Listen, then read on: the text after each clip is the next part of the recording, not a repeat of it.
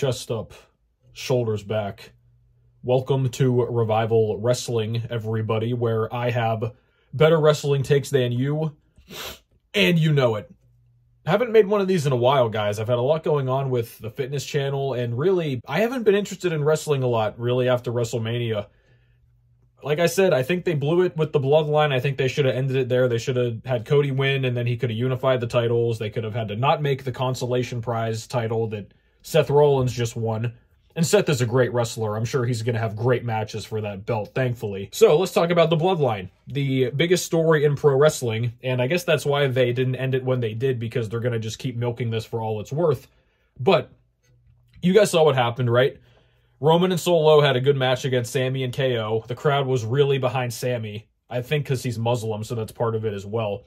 But it got to the end, and the Usos interfered like they do every single week. And they did the same thing they always do in Roman's matches, right? The referee gets hit with something, he's out of commission, so they can set up the whole angle where they all argue with each other. It's kind of redundant. That's why I'm not, like, so excited about this anymore. It's just been too drawn out. That said, though, it was still good stuff. So, the Usos go into superkick Sami, he ducks, they hit Solo, Solo's out. Roman sees that. Roman enters the ring, he confronts them, he starts pushing, like he pushed Sami at the Royal Rumble when he wouldn't hit KO with the chair. He starts pushing Jey, and then he turns around, and Jimmy, of all people, because Jimmy was kind of playing second fiddle in this storyline for a while, Roman turns around and Jimmy super kicks his head off. One quick note I have to say, the Usos spam super kicks almost more than the Young Bucks do at this point. It's kind of ridiculous. They need to find some other moves in their moveset. I don't care how cool the stereo super kick looks. You do it over and over and over, like 20 times in a match. It's absurd. Anyway, he super kicks Roman. And then Roman's on the ground. And it's funny because you would think Jey would be the one who snapped first.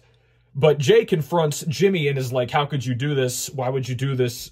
And then Jimmy, you could hear the audio. He was saying, like, I'm your brother, he's not. I'm doing what you should have done a long time ago. And then he super kicks Roman again. But this was interesting because the other night on SmackDown, it was Jimmy who said, I am the tribal chief.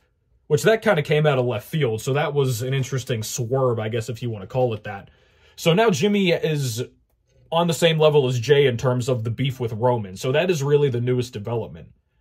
So I guess the question now is, what are they going to do with the Usos themselves and Roman? Because Solo is also in the picture. I guess we could have a match maybe at the next pay-per-view, Money in the Bank or something, where it's like Roman and Solo versus the Usos. I'm sure they're going to build to that. But in this video, I want to talk about who is going to end up beating Roman for the title. Titles, actually. There's two of them he's holding hostage. Now, the conventional thought was Cody would do it.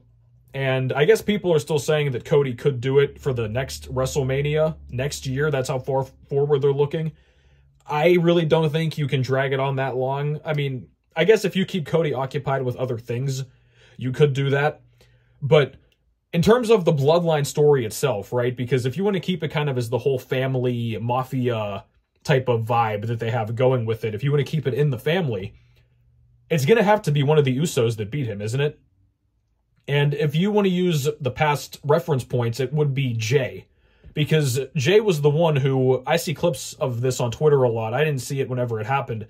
But it was like Hell in a Cell 2020 or one of those pay-per-views whenever everything was locked down. They were in the Thunderdome, one of Vince McMahon's greatest terms he ever came up with. But Roman basically was beating the life out of Jey, and then Jimmy had to, I think he threw in the towel. And that's what ended the match. So a lot of people are saying Jey's going to be the one to dethrone Roman. Based on what we just saw with Jimmy, Jimmy's putting his hat in the ring, I guess. Maybe they'll do a thing where Jimmy tries to beat Roman. He can't do it. Maybe Roman beats the living crap out of Jimmy to the point where Jey interferes, and then they set up Roman and Jey. Solo's also lurking in the back. Right? So there's a lot of variables here, guys. But let's assume for the sake of this video that Jey Uso is the one that finally beats Roman. Whenever it is Jey Uso truly at that level in WWE where he can be a singles solo act and a champion? Not just like U.S. Intercontinental, a world champion, the Universal Champion, and carry those two belts? I don't know. In terms of him feuding with Roman, I think that absolutely can be done, right? So if he beats Roman for the belts, it's going to be a huge deal when it finally happens. That's the one good thing about these very long title reigns. When they finally lose, it's a momentous occasion. But let's assume he beats Roman, and then Roman gets his rematch. You can play with that for a while, right? But eventually this bloodline thing has to end. Like, you can't keep pushing this out for another year or more. So let's say Jey beats Roman, and it all goes well, and Roman gets a rematch even, and Roman loses. Then he goes off to Hollywood, whatever he's doing. He barely even shows up now as it is, right? Let's say that happens. Who is Jey going to feud with, right? Like, is Jey Uso really the type of guy who's going to open up Monday Night Raw or SmackDown as the champion himself? Without Jimmy in his corner, without Heyman the wise man, without Solo. Maybe they would do something to where Jey basically becomes the new tribal chief, and he is the leader, and Jimmy is like his henchman. Solo is too. Heyman stays. I don't think that's going to be the case, though. If you remember the promo that Cody cut before WrestleMania, he was like, if you lose those titles, all of this disappears. Like, the bloodline disappears. Heyman goes back to being just an advocate, right? Maybe there was some foreshadowing with that promo. But outside of the context of the bloodline and the family in some capacity, I don't know how valid and how long-reigning a world champion Jey Uso himself is going to be. Now, he's a very underrated performer. You've seen with a lot of this bloodline stuff, he can cut promos, he can get very emotional very quickly, he's very believable. The Usos have a very good look, right? Like the hair and the tattoos and the beards, like they're intimidating looking guys.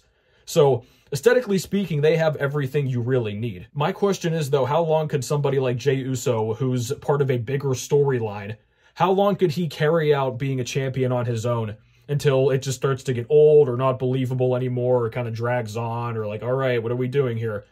And then it would be, who else does he lose to? Because Roman has been the champion now for over 1,000 days at this point. I've seen people say that they want him to basically just retire those belts, or maybe he introduces a new one. It's tough, man. Again, this is why I keep going back to WrestleMania. They could have just wrapped all of this up with a perfect little bow at WrestleMania. Cody takes the belts, unifies them, brings back an old design that looks better, right? They can get out of the whole big W logo era with the Universal Championship and all of the traumatizing pay-per-views that we've had to endure with that title. And I would think the company officials realize this is the spot they're in and that's what they're going to do. So that brings us back to Jey Uso. Is Jey Uso going to be the guy who does that? Is Jey Uso important enough? No disrespect to him, right? But just realistically speaking, is he that important enough? A guy who's been a lifelong tag teamer, is he that important enough to unify the championships?